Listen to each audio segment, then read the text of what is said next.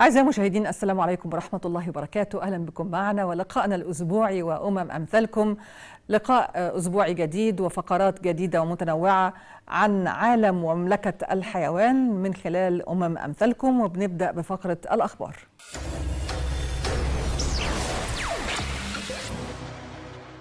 حديقة حيوانات صينية تواجه انتقادات واسعة بعد عرض كلاب مصبوغة باللون الأبيض.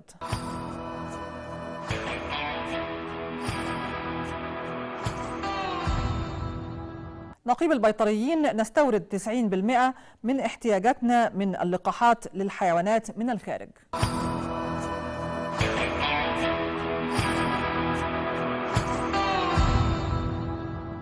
ويندي الدجاجة المدللة نجمة السوشيال ميديا.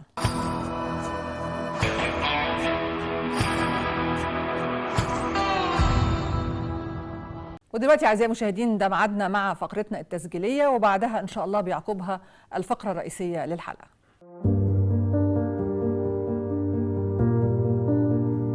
الماشية من الحيوانات المستأنسة التي تربى في بيئة زراعية لإنتاج سلع متنوعة للاستهلاك البشري.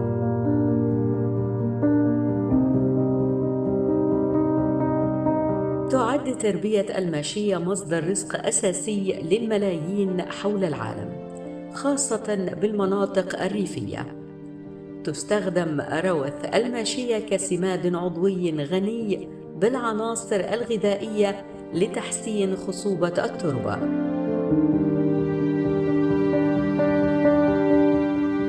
توفر الماشية مواد خام لعدد من الصناعات مثل صناعة الجلود والصوف.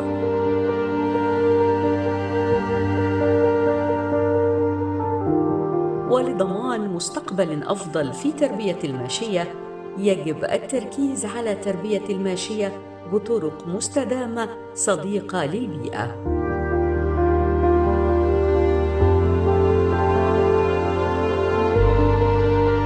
ضرورة استخدام التكنولوجيا الحديثة لتحسين الإنتاجية وكفاءة تربية الماشية. تعزيز تدابير الأمن البيولوجي للوقاية من الأمراض المعدية. دعم صغار مربي الماشية من خلال توفير التمويل والإرشاد والتدريب.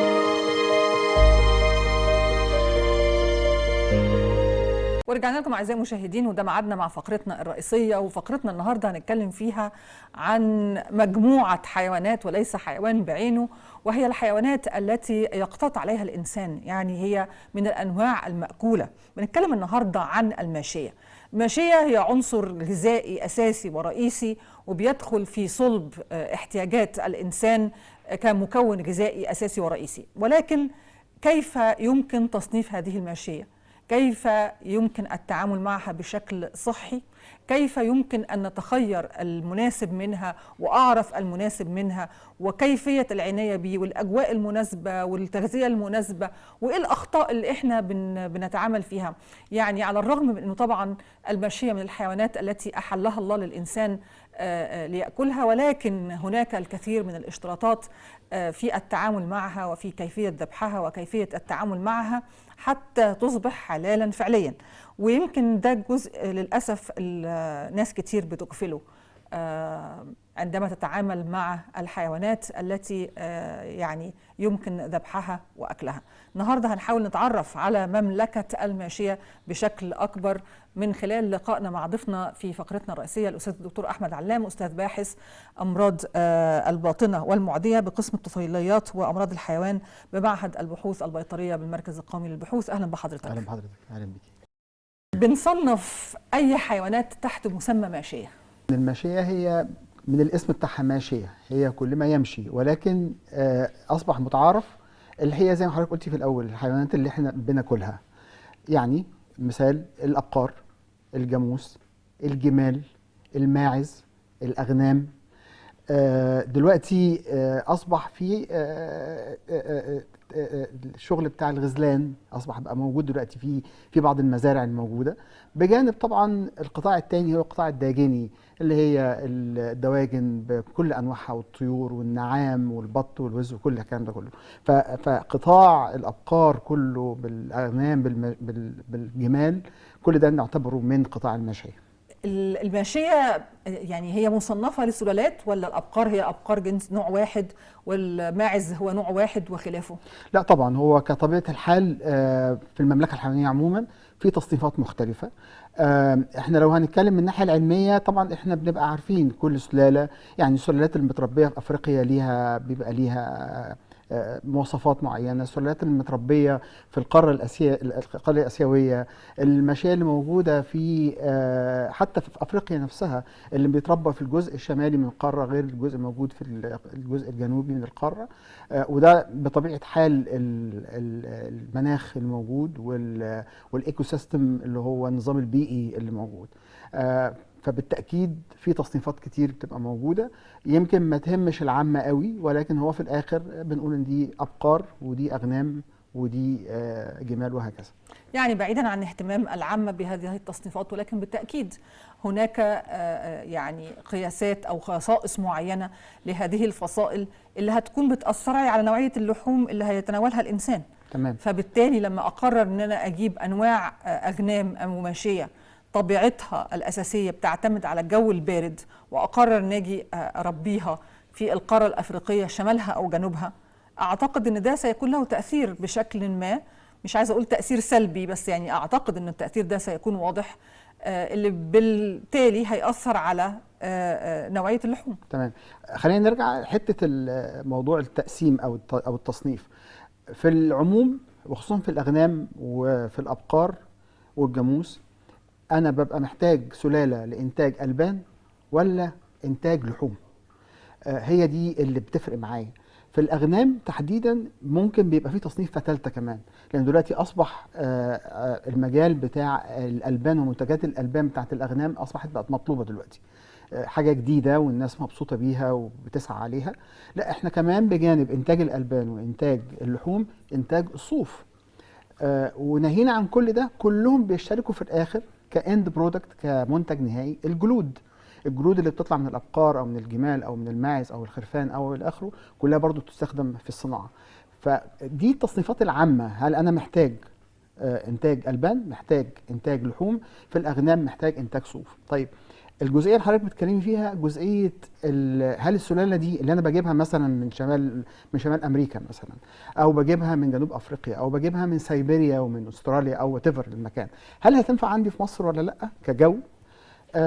ده اللي احنا بنقوله بقى، ان احنا محتاجين سلالتنا اللي موجوده، واحنا الحمد لله مصر بتمتاز ان عندها سلالات من الجاموس والابقار البلدي فوق الممتازه، ولكن للاسف مش واخده الاهتمام الكافي. ممكن يحصل نوع من التطعيم، يمكن يعني الزملاء واساتذتنا في اللي شغالين في مجال التناسليات وفي الولاده يقدروا يعطونا معلومات افضل من اللي انا ممكن اتكلم فيها، ولكن تحسين السلالات مطلوب وسهل ومتاح ان احنا نعمله. حتى لو انا جبت سلاله متربيه في اماكن بارده جدا، بس معروف عنها ان هي بتنتج كميه من الالبان عاليه قوي بجوده ممتازه، اقدر اطعم سلالاتي اللي موجوده بيها. بتاخد وقت شويه، بعض التجارب، لحد ما بنوصل في الاخر لسلاله مصريه بمواصفات زي ما بنقول، اذا جاز التشبيه، مواصفات افضل، مش عايز اقول اجنبيه، بس مواصفات افضل يعني. بمعنى ان انا اعمل عمليه تزاوج ما بين النوع اللي انا عارفه مثلا ان هو من خصائصه انه عنده امكانيات انتاج البان بغزاره، مع المنتج الخاص بيا اللي احنا عاده بشكلنا الدارج كده بنقول عليه اللحوم البلديه، واعمل منه السلاله الخاصه بيا اللي اقدر امزج فيها بين الاثنين. بالظبط كده. يمكن هو لو حضرتك تسمحي لي اقرب مثال قوي يمكن للعامه يقدروا يشوفوه، في الابقار. في عندي الابقار بتاعتنا البلدي اللي هي بيبقى لونها بني، البقره اللي هي لونها بني.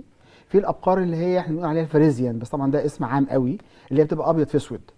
في نوع لو يعني الناس تاخد بالها منه، بيبقى البقره لونها اسود خالص تام. النوع ده في الغالب بيبقى هجين ما بين النوع البلدي بتاعنا والنوع المستورد. النوع ده بيمتاز جدا بانتاج لحوم، ولذلك بيبقى بنلاقيه دايما مطلوب قوي. المستهلك بيستفيد بالطعم او الشكل البلدي، وفي نفس الوقت الانتاج العالي من اللحوم. في خلال كلامك كنت اشرت قلت بس للاسف مش واخد حقه من العنايه الكافيه. ايه اللي بينقصنا؟ اللي بينقصنا رقم واحد قولا واحدا التغذيه. كأي حاجه، حتى احنا كمان بنعمل الكلام ده في بيوتنا، يعني لو انا عملنا التغذيه السليمه والصحيحه، تركيبات الاعلاف تكون تركيبات سليمه بالكميات المطلوبه، اكيد هناخد من سلالتنا انتاج لحوم وانتاج البان بكميات وبجوده ممتازه. ده رقم واحد. رقم اتنين، الرعايه الصحيه. ايه المانع يا مربي انك تلجأ للدكتور ده وتستعين بيه؟ تستعين بيه في الرعايه الصحيه، اذا كان في ادويه، اذا كان في تحصينات مهمه ضروريه. النهارده من ضمن الحاجات اللي كنت لسه بقرأ فيها، لقوا انه لو استعملنا اللقاحات بشكل سليم بالبرنامج المطلوب، سواء في الابقار او في الاغنام او كان النوع الحيواني ايه هو، بقدر ازود الانتاج على مستوى، هو كان حسب الدراسه كاتبينها جلوبالي، يعني على مستوى العالم ممكن ازود بنسبه 60% الانتاج. ده انا بس لو عملت برنامج التحصينات والعلاجات المطلوبه. النقطه الثالثه بعد التغذيه والرعايه الصحيه، الثقافه. في مشروع في المعهد البحوث البيطريه عندنا في المركز القومي للبحوث، قوافل علاجيه. هي مش قوافل علاجيه فقط لا غير، لا هي قوافل تثقيفيه كمان بفضل الله. المشروع ده هو بتمويل خالص من المركز، مفيش اي تمويل خارجي خالص بفضل الله. تقريبا الزملاء تقريبا لفوا مصر كلها. الهدف ان احنا نشوف الحالات الموجوده ايه ونقيم الوضع ايه، وفي نفس الوقت يحصل نوع من التثقيف والتعليم. الثلاث حاجات دول اساسيين جدا: الرعايه الصحيه، التغذيه، والثقافه. اسمح لنا يا دكتور احمد، واسمحوا لنا اعزائي المشاهدين نتوقف الان مع فقره هل تعلم، ونعود ونستكمل الحوار. هل تعلم؟ تعاني الماشية من مجموعة متنوعة من الأمراض، بعضها معد وبعضها غير معد، وبعض الأمراض المعدية الأكثر شيوعاً هي الحمى القلاعية، الطاعون البقري.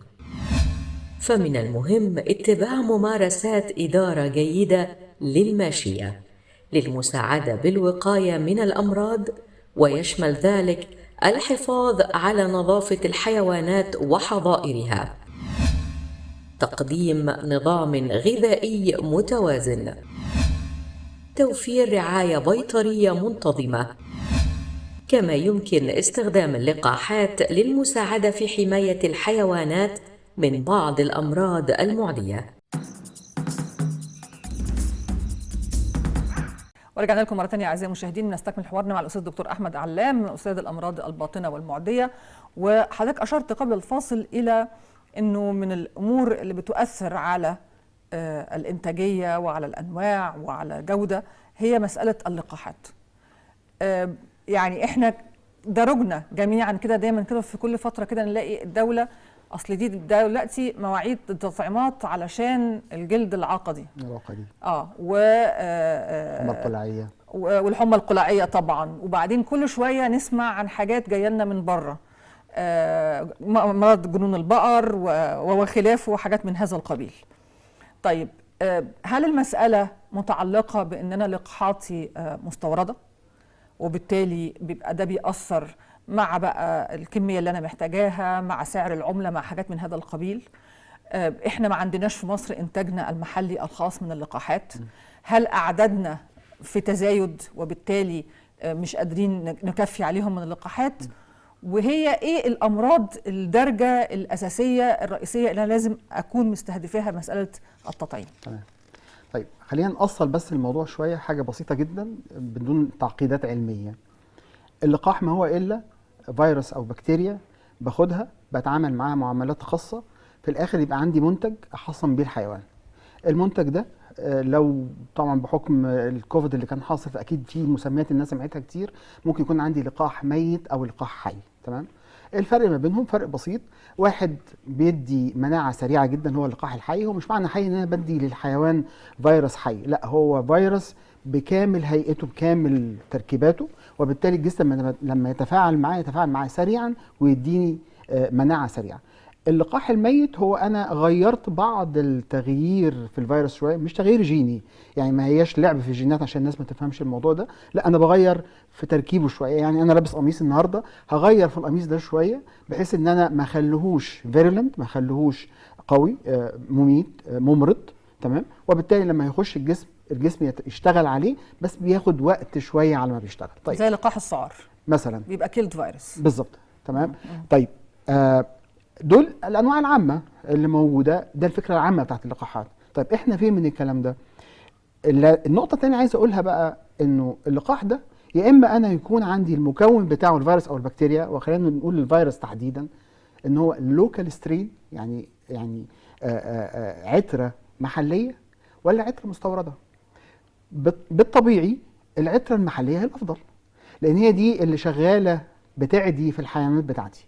لما انا اخدها وابتدي احمل بيها لقاح واحصن بيها بقيه الحيوانات، بقيه القطعان اللي عندي، فانا كده ضامن انه الحيوانات الموجوده كلها تقريبا اتحصنت ضد العتره اللي عماله تلف في البلد عندي. طيب لو حصل وجه علينا عتره خارجيه زي ما كان حصل من فتره طويله شويه في مرض الحمى القلعيه الاف ام دي، الفوت اند ماوث ديزيز، كان حصل انه احنا طبعا الفوت اند ماوث ديزيز الحمى القلعيه هو من الامراض اللي فيها تشعبات كبيره قوي، وفيها سترينز وسب تايبس وسيرو تايبس، قصه كبيره قوي.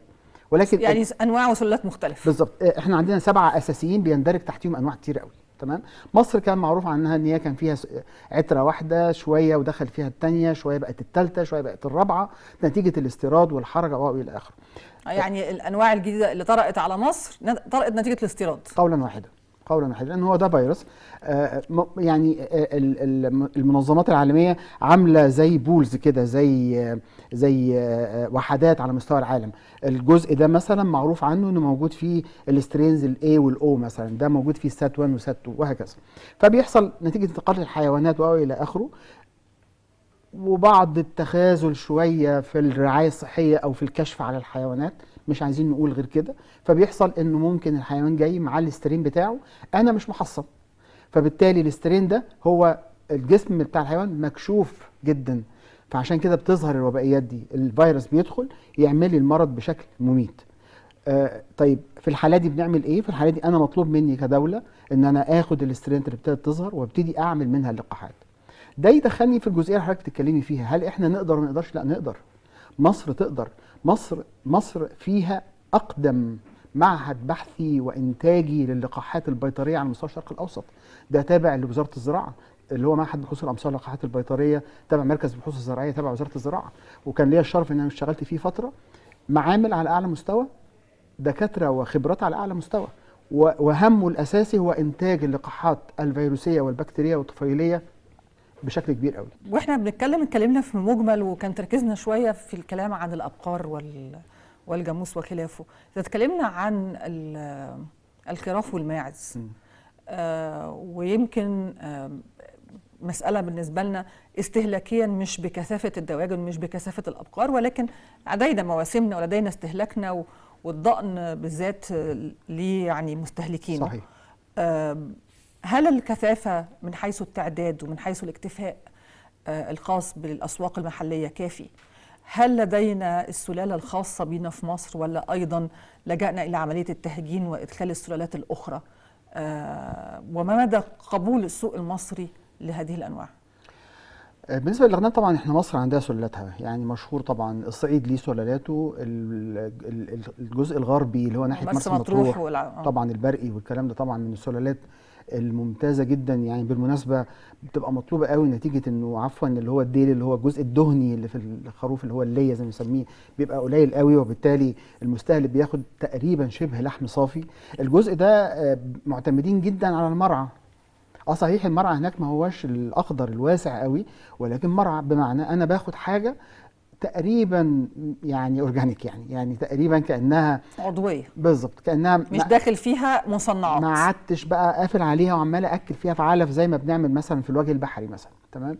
الوجه البحري طبعا ليه سلالاته المعروفه، الاغنام اللي وزنها كبير 60 70 80 90 كيلو، بس طبعا مشهور عنها موضوع الليه والكلام ده اللي هي الكبيره. سينا والجزء الشرقي برضو معروف ان ليه سلالاتها. فمصر ليها سلالاتها. مصر عندها حته غير البلاد الاوروبيه وكده، انه انا هقول رقم يمكن يكون صح او غلط، ولكن انا في تصوري انه ممكن يكون صحيح. اكتر من 70 80% من الثروه الحيوانيه هي في ايدي افراد وليست في ايدي كيانات. والله ده كان سؤالي القادم لحضرتك، انه وضع هذه الصناعه بشكل اكبر في تحت يعني مسؤوليه الدوله اكثر من تركها الافراد، ممكن ان هو يجنبنا كثير من الاشكاليات البيطريه المرضيه، وممكن طبعا يفيد الصناعه بشكل اكبر. خلينا نستفيد في النقطه دي، ولكن اسمح لنا اولا نتوقف مع هذا الفاصل وكائنات لطيفه ونعود ونستكمل الحوار.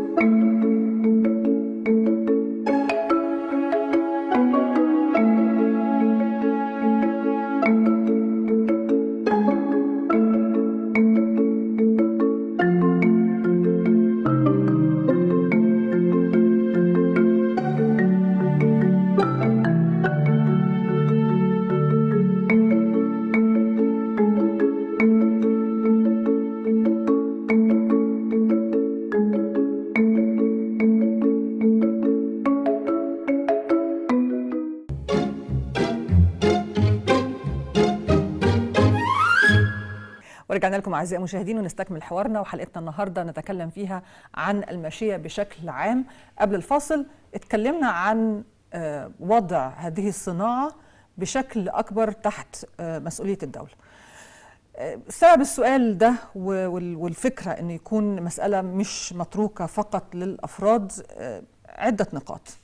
أولا أنه لما يكون تحت مسؤولية الدولة هيكون في منهج وفي رقابة بشكل أكبر ومباشر، هيكون في أماكن محددة، هيكون في حرص بشكل أكبر على استخدام الأساليب العلمية، المعاهد القومية للبحوث هتبقى تشتغل بشكل مباشر. الأفراد ممكن قد يتخاذل، قد يكون لديه سداهي المعلومة، قد يعيق أحيانا الإمكانية المادية وخلافه. الجزء الثاني هو ما يستجد على الساحة الدولية من متطلبات ومعطيات. احنا عارفين دلوقتي انه في هناك توجه كبير جدا، اولا الاقلال من استخدام اللحوم، لانها من اهم مسببات الامراض يعني اللي مش لطيفه. دي حاجه. الحاجه الثانيه انه أن يكون استخدامها في سياق محدد، فبتخش منظمة الصحة الحيوانية وبتخش منظمات أخرى الدولية وبتتكلم عن شكل المرعى، حجم المرعى، المساحة، الاستهلاك من الحيوان، الاعتماد بشكل أكثر على المرعى الطبيعي، فكرة العضوية اللي هو ما نلجأش للمصنعات في التغذية، أساليب الذبح، طريقة الذبح، شكل المذابح، حتى الحيوانات اللي بيتم استخدامها للألبان بقى فيه اشتراطات، مش مجرد انه عندي بقرة ولدت بناخد طبعا منها ابنها فورا ونبتدي، لا بقى فيه معاداة ان في جزء لابد ان يذهب للوليد وجزء اقدر استخدمه انا كألبان. صحيح. يمكن لسه الفكرة ما وصلتلناش في مصر بشكل كبير جدا، وحجم السوق واستهلاكه لم يسمح بهذا، ولكن يبقى السؤال دائما عن إمكانية أن توضع هذه الصناعة تحت يد الدولة بشكل أكبر ومباشر. طيب خليني يعني أختلف مع حضرتك اختلاف بسيط صغير خالص في إيه؟ إحنا كشعب أو كمنطقة عربية، كشعب عربي ثقافتنا مختلفة شوية عن الغرب. بمعنى إحنا نحب إنه الفلاح بتاعنا يحب إنه يكون حيواناته معاه، تمام؟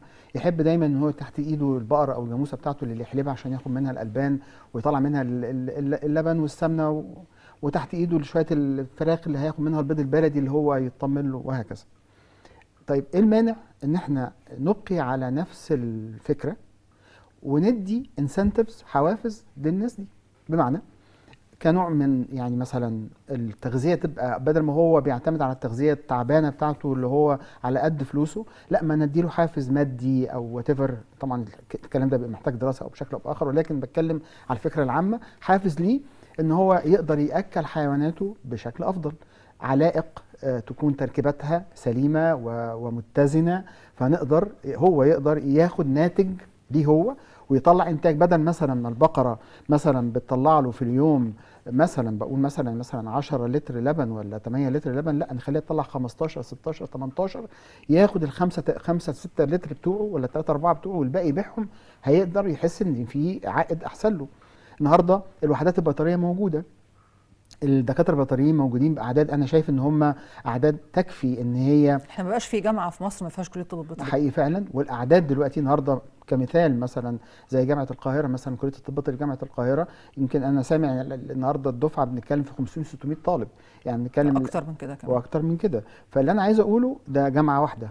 اللي انا عايز اقوله لا، النهارده الاطباء البيطريين يقدروا يغطوا البلد كلها بشكل كويس، يراعوا الحيوانات دي في مكانها مع مربيينها، ويبقى في نوع زي ما قلت لحضرتك كنوع من الانسنتيف، من الحوافز ليهم كتغذيه كلقاحات كعلاجات، بحيث ان انا اخليه تمام. وفي نفس الوقت بشيل عبء عن الدوله النهارده، عشان الدوله تراعي هذا كله اعتقد طبعا عبء اقتصادي رهيب، يعني مساحات ورعايه والى اخره. لا انا اخلي كل حاجه زي ما هي. بالعكس هو لما الفلاح هيلاقي الرعايه بالشكل ده هو هيتحمس. بالعكس انا هاجي اقول له طب ايه رايك بدل ما يكون عندك البقره دي نلقحها التلقيح الطبيعي، لا هعملها لك تلقيح صناعي هحسن لك السلاله بتاعتها. طب هتاخد مني كام؟ لا مش هاخد منك حاجه، دي هديه مني ليك النهارده وبعدين هنكمل. انا بقول مثال طبعا، مش بقول هو دي هتبقى الفكر يعني، ولكن بتكلم على فكره الانسنتيف. فعشان كده يمكن بختلف مع حضرتك. الدوله تقوم بدورها طبعا، ده شيء طبيعي، يكون عندها مزارعها او الى اخره كنوع من الاكتفاء الذاتي او كنوع من التغطيه، ولكن في نفس الوقت احافظ على الثروه الحيوانيه مع المربي الاصلي او الفلاح اللي موجود. مرة تانية هرجع لفكرة يعني أهمية وجود الدولة كمسيطرة على هذا القطاع، لأنه في النهاية ده بيكون له عامل مؤثر كبير جدا على التسعير في الآخر. ده أكيد. سواء كتسعير للألبان، تسعير للأجبان، تسعير للحوم. ده أكيد، ده أكيد. وأنا ما اختلفش مع حضرتك إنه الدولة لازم تقوم بدورها، ده شيء طبيعي، وخصوصا في منتج استراتيجي زي المنتج بتاع الألبان واللحوم، ده خطير جدا. وطبعا احنا بيبقى في عندنا مواسم طول السنه الناس بتحتاج فيها الذبح، وعندنا يعني ثقافه دينيه، الاضاحي والنذور والعقائق وكل الكلام ده كله في حركه مستمره. فطبيعي لازم الدوله تقوم بدورها ان هي تحافظ وتعمل نوع من انواع الاستقرار المادي او التسعيري زي ما حضرتك قلتي لانواع الحيوانات دي كلها. فلازم الدوله يكون لها دور طبعا، ده اكيد. يعني يمكن النهارده اتكلمنا بشكل مجمل عن الماشيه وعن خصائصها وعن دور الدوله واهم المتطلبات هذه الصناعه، لانه الماشيه واللحوم والمزارع دي صناعه، وصناعه هامه جدا، وتدخل في اطار الامن القومي الغذائي، وبتدخل في اطار الامن القومي للحفاظ على السلالات الخاصه بينا وتوفير الاحتياج للاسواق. في طبعا نقاط كثيرة جدا لو حبينا نستكمل فيها الحوار عن الماشية هيكون لنا إن شاء الله فيها لقاءات قادمة، ولكن في ختام اللقاء اسمحوا لي أن أشكر ضيفي في هذا اللقاء الأستاذ الدكتور أحمد علام، أستاذ الأمراض الباطنة والمعدية بقسم الطفيليات وأمراض الحيوان، معهد البحوث البيطرية بالمركز القومي للبحوث. شكرا جزيلا لحضرتك على وجودك معنا النهارده. دلوقتي أعزائي المشاهدين ده ميعادنا ولقطة الأسبوع.